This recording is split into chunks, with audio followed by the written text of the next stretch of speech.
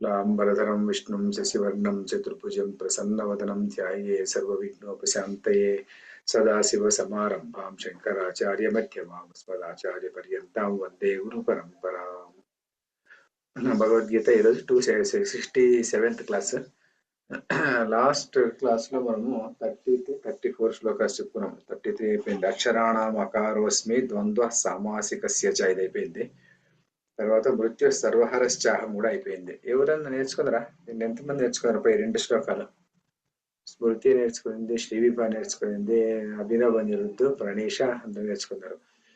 Start with ఇది అభినవ్ చెప్పప్ప. అక్షరాణం అకారోస్మి. अक्षराणां मकारोऽस्मि द्वन्द्वः सामासिकस्य च अहमेवाक्षयः कालः धाताहं विश्वतो मुखः मृत्युः सर्वहरश्चाहम् उद्भवश्च भविष्यतां कीर्तिः श्रीर्वाक्शनारीणां स्मृतिर्मेधा धृतिक्षमा. చెప్పపట్ట అనిరుద్ధ్.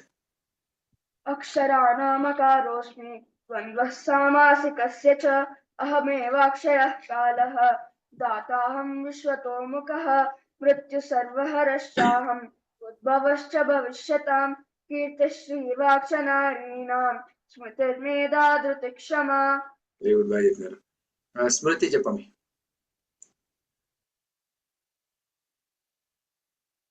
अक्षराणामकारोऽस्मि द्वन्द्वः सामासिकस्य च कीर्तिः श्रीर्वाक्शनारीणाम्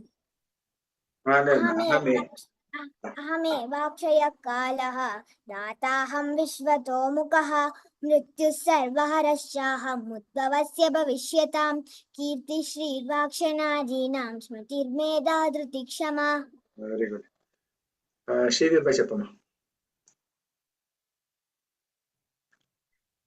अक्षराणामकारोऽस्मि द्वन्द्वः सामासिकस्य च अहमेवाक्षयः कालः धाताहं विश्वतो मुखः मृत्युः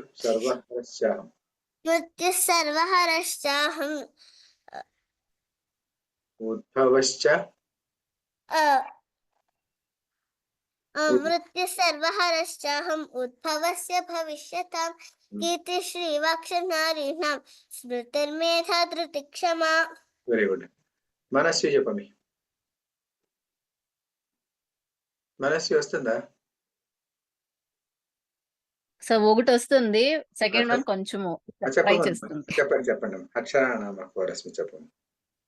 అక్షరాణామకారోస్మి ద్వంద్వः సామాసికస్య చ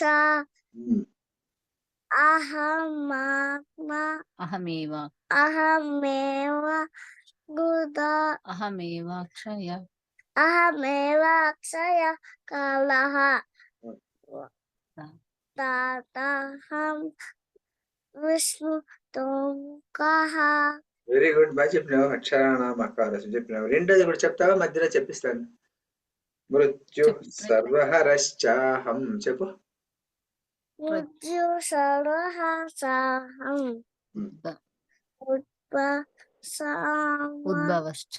ఉద్భవశ్చ భవిష్యతాం కీర్తి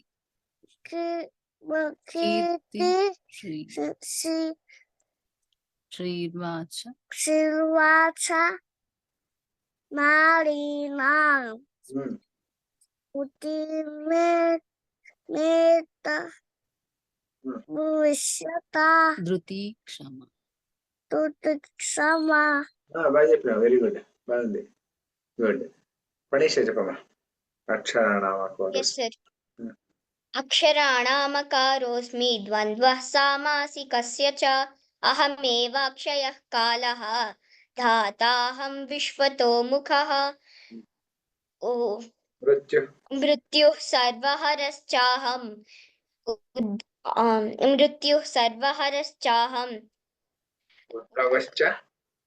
उद्भवश्च भविष्यतां कीर्तिः श्रीवाक्शनारीणां स्मृतिर्मेधा धृतिक्षमा. Very good. బాగా చెప్పినావు. లాస్ట్ క్లాస్ లో నేను ఇవన్నీ 25 నుంచి నేను నేర్చుకోమని చెప్పింది కదా. 20 ఎక్కడి నుంచి నేర్చుకోమని అంటే 20 నుంచి నేర్చుకోమని ఏమో చెప్పింది నేను, ఏదో సమ్ ఓల్డ్. నేను కొన్ని 20 నుంచి 30 వరకు ఎవరెవరికి వస్తుందబ్బా? అహమాత్మ గుడాకేశ దగ్గర నుంచి ఎక్కడ వస్తుందా? అహమాత్మ గుడాకేశ సర్వభూతాశయ స్థిత అక్కడి నుంచి ఎవరికైనా వస్తుందా? 20 నుంచి 30 వరకు. ప్రణిషాకు వస్తుంది అని ఎత్తింది, శ్రీవిగా ఎత్తింది. కళ్ళు మూసుకొని చెప్పాలమ్మా స్మృతి, కళ్ళు మూసుకొని చెప్పాలా, సరేనా? అయితే అహమాత్మ నుంచి చెప్పాం. మీ స్మృతి కళ్ళు మూసుకొని చెప్పాం, ఇట్లా చెప్పాలా నాకు? ఇటు ఇటు ఇటు మూసుకొని చెప్తే నాకు ఓకే. చెప్పు, కళ్ళు మూసుకోవట్లే. అహమాత్మ గుడాకేశ సర్వభూతాశయ స్థితః అహమాదిం చ మధ్యం చ అహమాదిం చ మధ్యం చ భూతానామంత ఏవ చ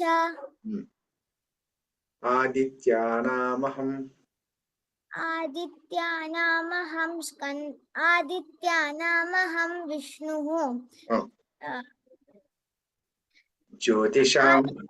జ్యోతిషాం రవిరంశుమాన్ మరీచిర్మరుతామస్మి నక్షత్రాణామహం శశి వేదానాం సామవేదోస్మి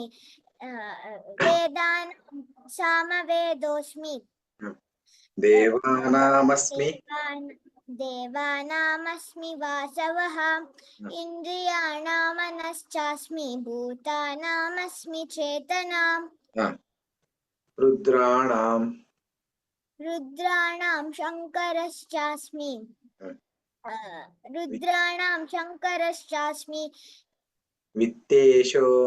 విత్తేషో యక్ష రక్షసాం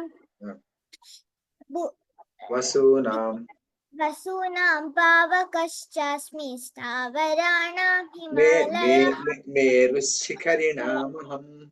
మేరుశిఖరిణామహం పురోధసాంచ ముఖ్యం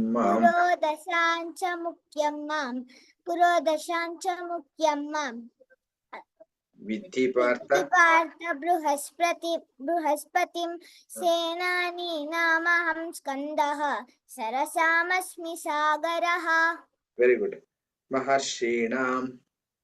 మహర్షీణాం భృగురహం గిరామస్మేకమక్షరం యజ్ఞానాం జపయజ్ఞోస్మి స్థావరాణాం హిమాలయః. Very good. అశ్వత్థః సర్వవృక్షాణాం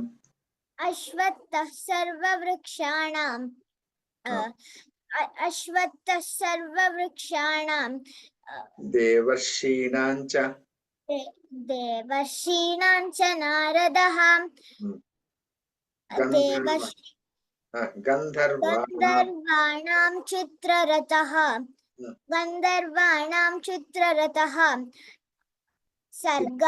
సిద్ధానాం కపిలో మునిః.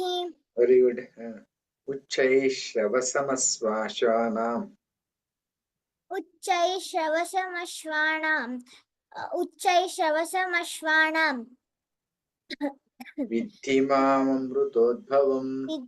విద్ధి మామృతోద్భవం ఐరావతం గజేంద్రాణాం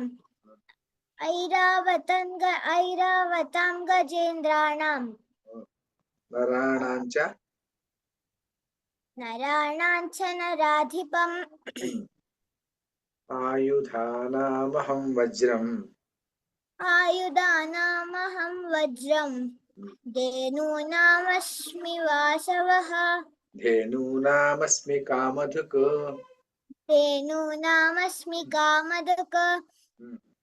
ప్రజనశ్చాస్మి కందర్పః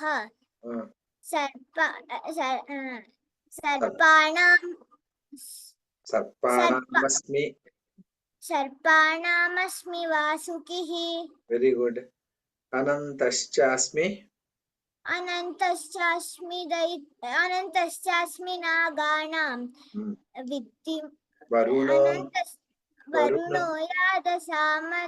వరుణో యాద యాదసామహం. వరుణో యాదసామహం పితॄణాం. పితॄణమర్యమాచాస్మి పితॄణమర్యమాచాస్మి యమః సంయమ. యమసంయమతామహం ప్రహ్లాదశ్చాస్మి దైత్యానాం కాలః కలయతామహం మృగాణాం చ మృగేంద్రోహం వైనతేయశ్చ పక్షిణాం ಪವನಃ ಸಾಕು ಬಿಡಿ, 38 ವರೆಗೂ ಸಾಕು, ಪರವಾಗಿಲ್ಲ, ಸುಮಾರು ಬರುತ್ತೆ. ಇನ್ನೊಂದು ಸಾತಿ ಪ್ರಾಕ್ಟೀಸ್ ಮಾಡಿದ್ರೆ ಚೆನ್ನಾಗಿ ಇನ್ನೂ ಚೆನ್ನಾಗಿ ಬಂದ್ಬಿಡುತ್ತೆ. ಓಕೆನಾ? Very good. ಸಿ ವಿ ಬಾಚಪಮ್ಮಿ. ಅಹಂ ಆತ್ಮ ಗುಡಾಕೇಶ.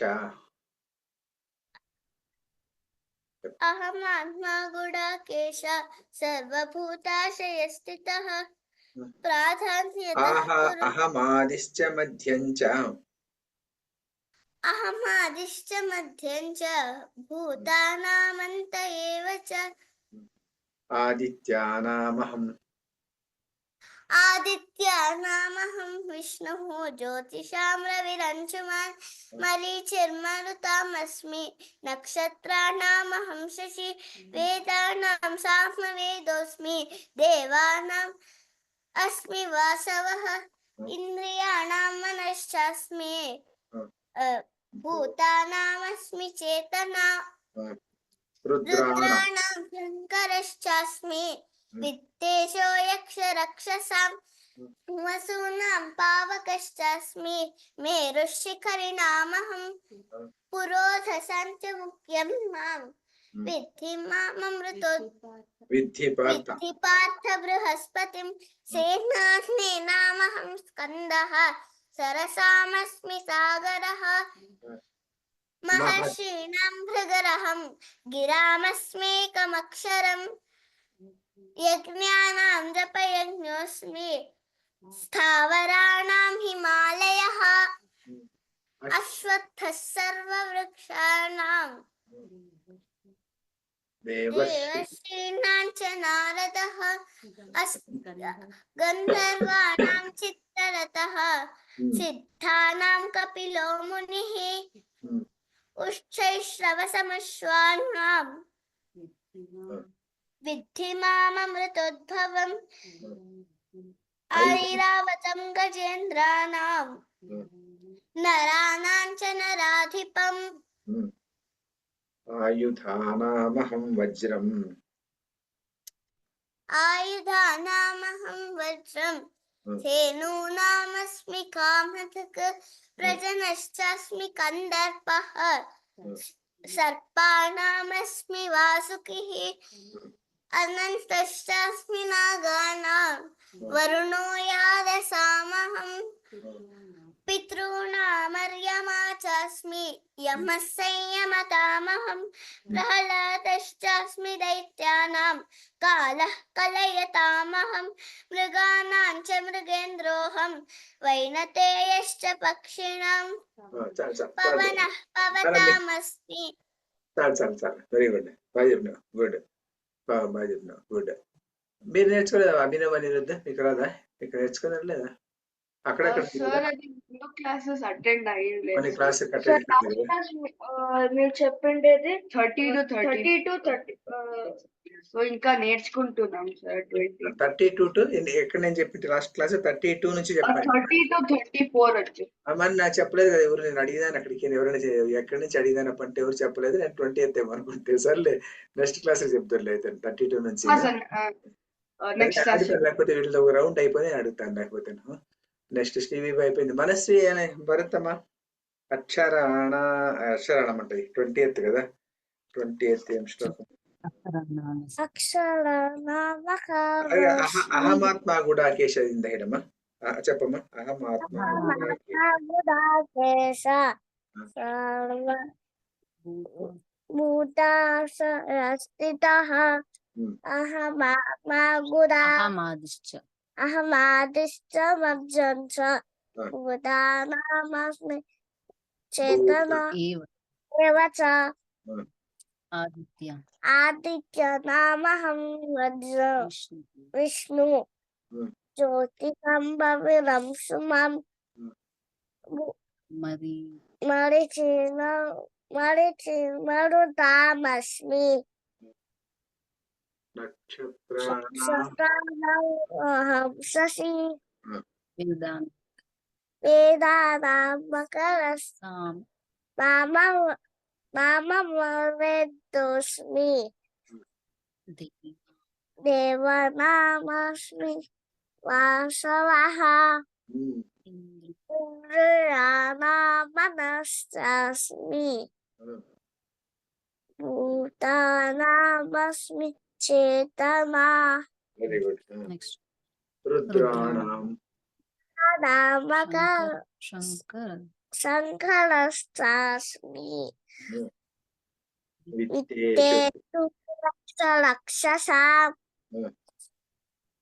వసూనాం పావకస్తాస్మి మేరుశిఖరి నామహం పురుదశంతముఖ్యమ్మ విద్ధిపాత బృహస్పతి సేనానమహం స్కందః సరసామస్మి సాగరః మహర్షిణం మహర్షిణావృగణాహం గ్రామస్మి అమక్షరం యజ్ఞ రామకరస్తాస్మి జపయజ్ఞోస్మి జపయజ్ఞోస్మి స్థావరాణ హిమాలయః వెరీ గుడ్. అశ్వత్థ సర్వవృక్షాణాం దేవర్షీణాం నారదః గంధర్వాణాం చిత్రరథః సిద్ధానాం కపిలో మునిః ఉచ్ఛైషవసమస్వానాం విద్ధిమామముతోపమం ఐరావతం ఐరావతం గజేంద్రాణాం నరాణాం సందరాధిపం ఆయుధానామహం వజ్రం ధేనూనామస్మి కామధుకు పదనశ్చాస్మి కందర్పః సర్పనామస్మి వాసుకిః అనంతశ్చాస్మి నాగహనం వరుణో యావసామహం పితృనామయమాచాస్మి యమశయమతామహం ప్రహ్లాదశ్చాస్మి దైత్యానాం కాలకలయతామహం ముఖానాం సముఖేదోహం వైనతేయక్షపక్షిణాం. Very good. బాగా చెప్పినావు మీ. Very good. చాలా బాగా చెప్పినావు. మీ అమ్మకి కంగ్రాచులేషన్స్ చెప్పాలా. బాగా చెప్పేసారమ్మా మీరు ఇంట్లో. బాగుంది. ఈ వీడియో క్రెడిట్స్ అంతా తనకి పోవాలా పెద్ద నుంచి తను కూడా ఇంట్రెస్ట్ నేర్చుకుంటుంది. వీడియో పెద్ద నుంచి కూడా చూపించేసి మీరు ఈ పాపకు ఎట్లా నేను అప్లోడ్ చేస్తుంటాను. ఏ రోజుకి ఆ రోజు అప్లోడ్ చేస్తాను. ఒక రోజు అటు ఇటు అవుతూ ఉంటుంది. అదే పాప అంటే మీరు వీడియో సబ్స్క్రైబ్ చేసుకోండి. ఎందుకంటే అన్ని వీడియోలు ఒకసారి పోస్ట్ లో పెట్టినాను గ్రూప్ లో. సబ్స్క్రైబ్ చేసుకుంటే మీకు వస్తుంటుంది. అది అప్పుడు మీకు వెంటనే చూసుకోవచ్చు. అది ఎప్పుడైనా బాగుండే ఎపిసోడ్లు ఉంటే పెద్ద నుంచి చూపించుకోవచ్చు పాపకు. అట్లా ఉంటుంది. బాగుంటుంది. దేవిపాది ఎల్కేజీ నుంచి వీడియోలు ఉన్నాయి కొన్ని కొన్ని. అప్పుడు మేము చూస్తుంటాం అప్పుడప్పుడు. అట్లా ఈ వీళ్ళు అభినవ్ ఉన్నారు కదా, వీళ్ళిద్దరు కూడా మా బంధువులు, క్లోజ్ బంధువులు వీళ్ళిద్దరు. వీళ్ళది కూడా అంత పాత వీడియోలు చూస్తుంటాం మేము అప్పుడప్పుడు. అట్లా బాగుంటుంది. అవునమ్మా. సరే, ఇంకెవరు మిగిలిపోయినారు? ప్రణీష మిగిలిపోయిందా? ప్రణీష చెప్పమ్మా. 20 నుంచి ఏమమ్మా చెప్పమ్మా. 20 వస్తుందమ్మా. సార్ నేను 26 27 బై హార్ట్ అవ్వలేదు. అది మాత్రం చూసుకొని చెప్తాను. మిగతావన్నీ చూడకుండా చెప్తాను సార్. అహమాత్మ నుంచి చెప్పమ్మా. అహమాత్మా గుడాకేశ సర్వభూతాశయ స్థితః అహమాదిశ్చ మధ్యం చ భూతానామంత ఏవ చ ఆదిత్యానామహం విష్ణు జ్యోతిష్యాం రవిరంశుమాన్ మరీచేర్మరుతామస్మి నక్షత్రాణామహం శశి వేదానాం సామవేదోస్మి దేవానామస్మి వాసవః ఇంద్రియాణాం మనశ్చాస్మి భూతసామస్మి చేతనా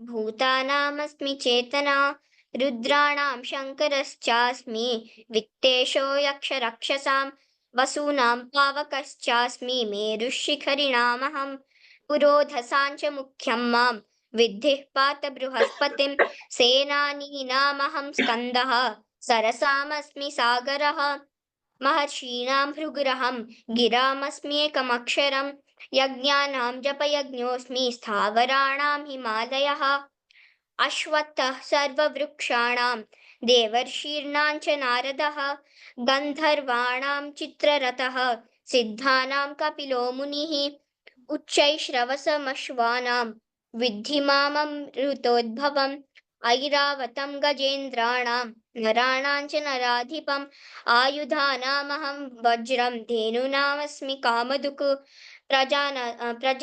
प्रजनश्चास्मि कन्दर्पः सर्पाणामस्मि वासुकिः अनन्तश्चास्मि नागानां वरुणो यादसामहं पितॄणामर्यमश्चास्मि यमः संयमतामहं प्रह्लादश्चास्मि दैत्यानां कालः कलयतामहं मृगाणां च मृगेन्द्रोऽहं वैनतेयश्च पक्षिणां పవన పవత అయిపోయింది కదా అంతే.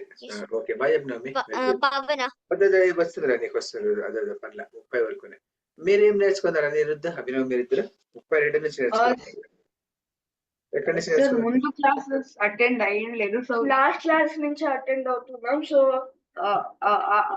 ప్రహ్లాదశ్చాస్మి దైత్యానాం నుంచి వచ్చు. అదొకటి. ముందు శ్లోకాలు నెక్స్ట్ క్లాస్ లో చెప్తాను. అది చెప్పండి. అదేను పవన పవతామస్ మీ రెండు వస్తుందా మీకు? సార్ ఆ రెండు చెప్పండి ఇద్దరు. ప్రహ్లాదశ్చాస్మి దైత్యానాం కాలః కలయతామహం మృగాణాం చ మృగేంద్రోహం వైనతేయశ్చ పక్షిణాం పవనః పవతామస్మి.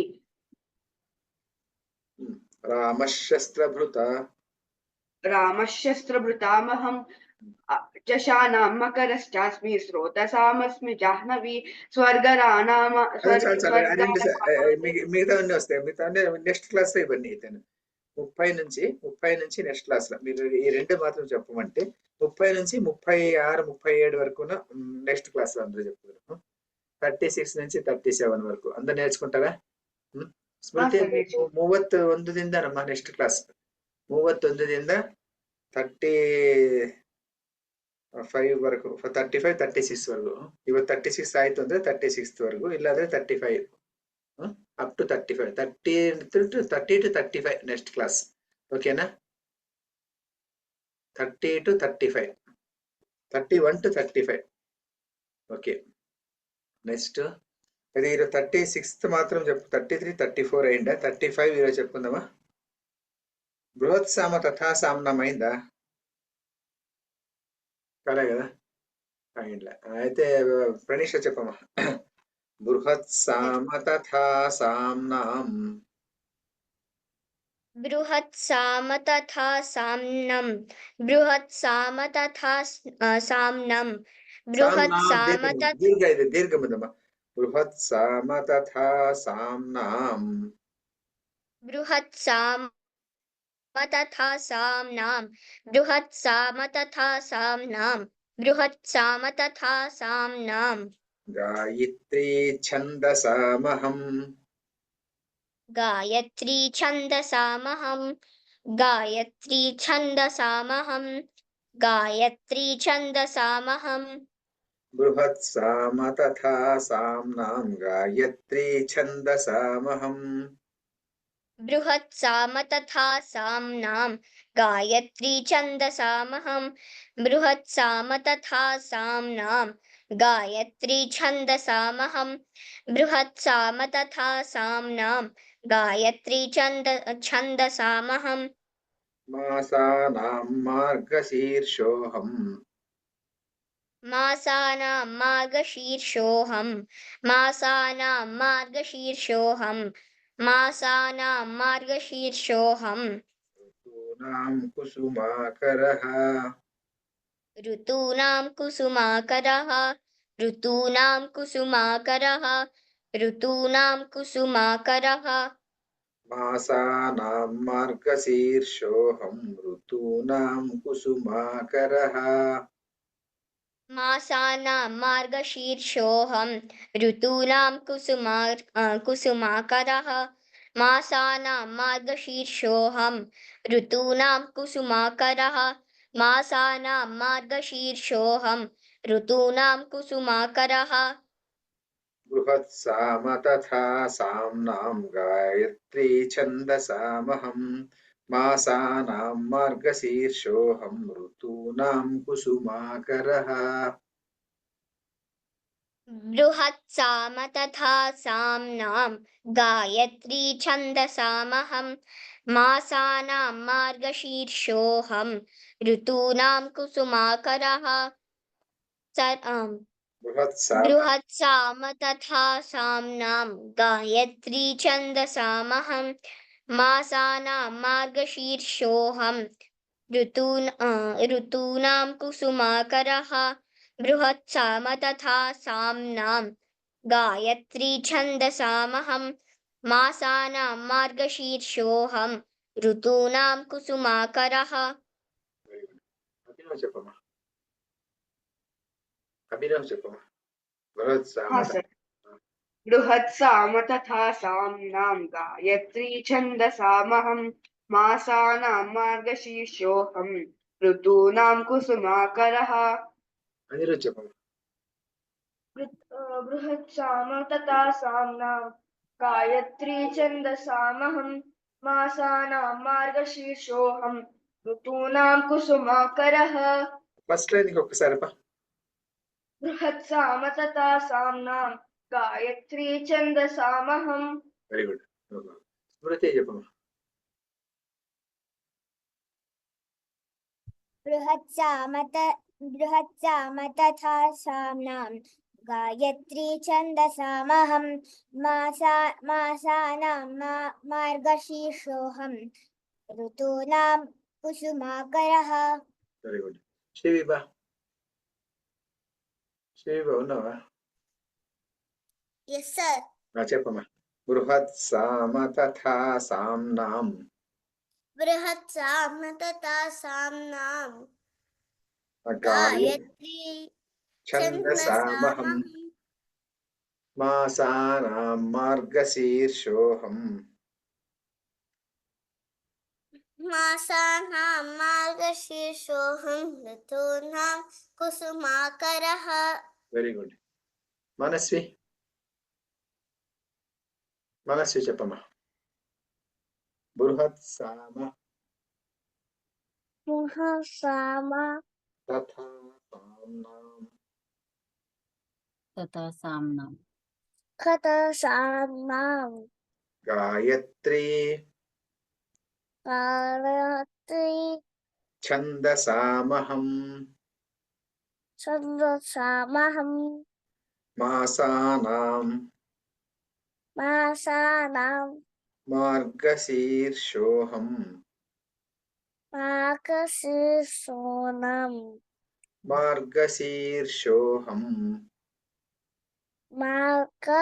मार्गशीर्षोऽहं ऋतूनां कुसुमाकरः कुसुमाकरः వెరీ గుడ్ బాగా చెప్పినావు గుడ్ బాగుంది అందరిది అయిపోయింది కదా స్మృతి అయితేమ్మా స్మృతి ఆಯ್ತು ప్రణీష్ ఆಯ್ತು చాలు ఒక శ్లోకం చాలు 35 అయిపోయింది అప్పటికి సో మీరు నెక్స్ట్ క్లాస్లో 31 నుంచి 35 31 32 33 34 35 5 ಶ್ಲೋಕಾಸ್ ನೆಕ್ಸ್ಟ್ ಕ್ಲಾಸ್ ಸರಿನಾ 5 ಶ್ಲೋಕಾಸ್ ಕಂಠಪಾಠ ಮಾಡ್ಕೊಂಡು ಬರಬೇಕು ఓకేనా ఓకే ఎవరైనా ఏమైనా చెప్తారా ఏం చెప్తావమ్మా Smriti Sir, a short song, sir. Short song okay लंबोदरा कृपाकरा पालिसन्नदया सागरा लंबोदरा कृपाकरा